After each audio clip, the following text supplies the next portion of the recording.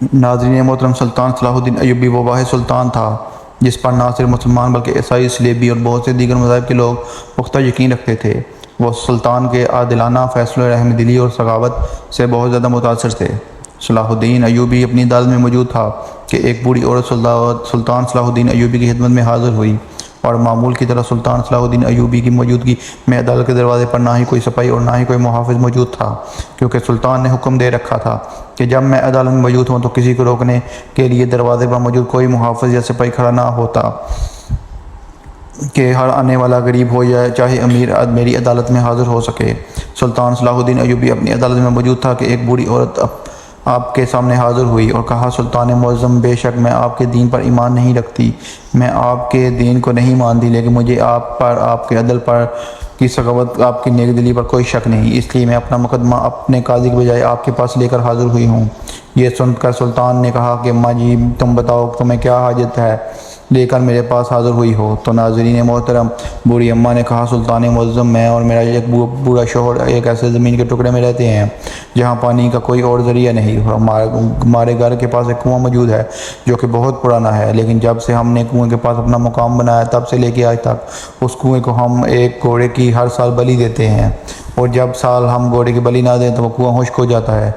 और उस कुएं के बारे में मशहूर हो गया है, जब तक वो हर साल घोड़े की बलि ना ले वो खुश्क क्यों कब कब कुआं खुश्क हो जाता है, और जब हम एक घोड़े की बलि देते हैं तो फिर तरोताज़ा हो जाता है। लेकिन अब मेरा शोर बूढ़ा हो चुका है और अब वो किसी काम करने के काबिल भी नहीं रहा। बुढ़ापे की वजह से हमारा कारोबार भी बंद हो गया है, जिससे हम घोड़ा खरीद कर इसकी बलि नहीं दे सकते, और हमारे पास इतने पैसे भी नहीं कि हम किसी दूसरी जगह हिजरत कर जाएं और अपना नया मकान बना सकें।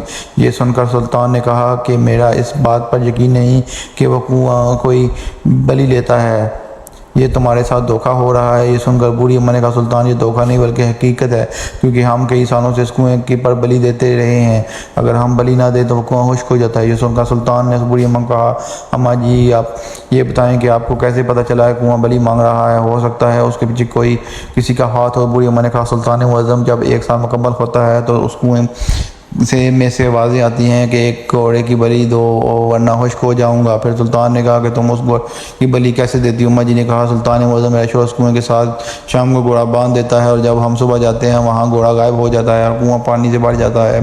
अब सुल्तान की हैरानी मज़ीद परेशानी में बदल गई कि मैंने अपनी ज़िंदगी में ऐसा कुआं नहीं देखा। थोड़ी देर सोचने के बाद सुल्तान ने कहा, अम्मा जी, इस कुएं को एक साल कब मुकम्मल होंगे और अब ने कब बलि देनी है? तो बूढ़ी अम्मा ने ढीले लहजे में कहा, सुल्तान मुअज़्ज़म, आज रात इस कुएं में से ये आवाज़ें आएगी और उससे अगली रात हमने इस घोड़े की बलि देनी है। ये सुनकर सुल्तान ने कहा, अम्मा जी, अब चली जाए, मैं शाम को वहाँ पहुँचता हूँ, आप परेशान ना हो, आप कुएं का खुश्क नहीं होगा। ये सुनकर बूढ़ी अम्मा वहाँ से चलेगी।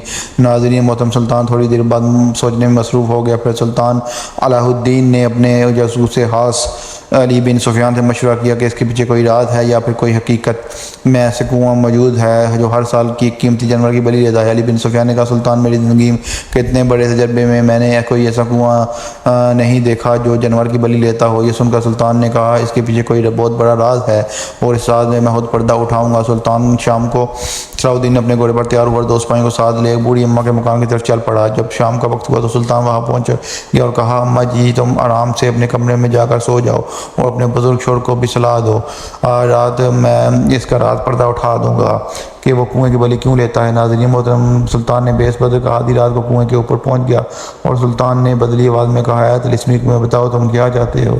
थोड़ी देर बाद खामोशी के बाद कुएं से आवाज़ आई, मैं हर साल की तरह कीमती घोड़े की बलि चाहता हूँ और अगर इस बार बलि ना दी तो कुआं खुश्क हो जाएगा और फिर हमेशा के लिए खुश्क रहेगा। ये सुनकर सुल्तान सलाहुद्दीन अय्यूबी वापस आ गए और अगली शाम फिर सुल्तान अय्यूबी एक घोड़ा लेकर उस कुएं पर पहुंच गया और जाकर शाम के वक्त घोड़ा वहीं बांध दिया। तो इसके बाद सुल्तान बेस बदल कुएं के साथ गिने में छुप गया और बैठ कर इंतज़ार करने लगा हर घोड़ा कहाँ गायब हो जाता है। सुल्तान सलाहुद्दीन अय्यूबी बेस बदल कर छुपा हुआ था कि अचानक एक आदमी वहाँ आया और घोड़े को खोल कर वहाँ से जाने लगा। तो ये सुल्तान सलाहुद्दीन जीते की तरह उस आदमी का चपटे और तलवार से उसकी गर्दन पर रखकर कहा, जालिम इंसान, तुम कुएं की यार में हर साल बूढ़ी अम्मा और उसके बूढ़े शोहर को इतने सालों से घोड़े की बलि लेते रहे हो, बताओ ये सब काम तुम कैसे कर लेते हो कि बूढ़ी अम्मा को आज तक शक नहीं हो कि ये कुआँ कोई तिलिस्मी कुआँ नहीं बल्कि आम कुआँ है। तो उस आदमी ने कहा, सुल्तान मुअज़्ज़म, हर साल जब 1 साल मुकम्मल होता है तो मैं इस कुएँ में नीचे उतर जाता हूँ, जहाँ से ही बूढ़ी अम्मा इसमें बर्तन डालती है तो मैं उस बर्तन को उल्टा कर खाली कर देता हूँ और बूढ़ी अम्मा समझे कुआँ खुश्क हो गया। कुआँ इतना गहरा है कि वहाँ से पानी साफ साफ नज़र ना आता और बूढ़ी अम्मा समझे बली की वजह से कुआँ खुश्क हो गया है।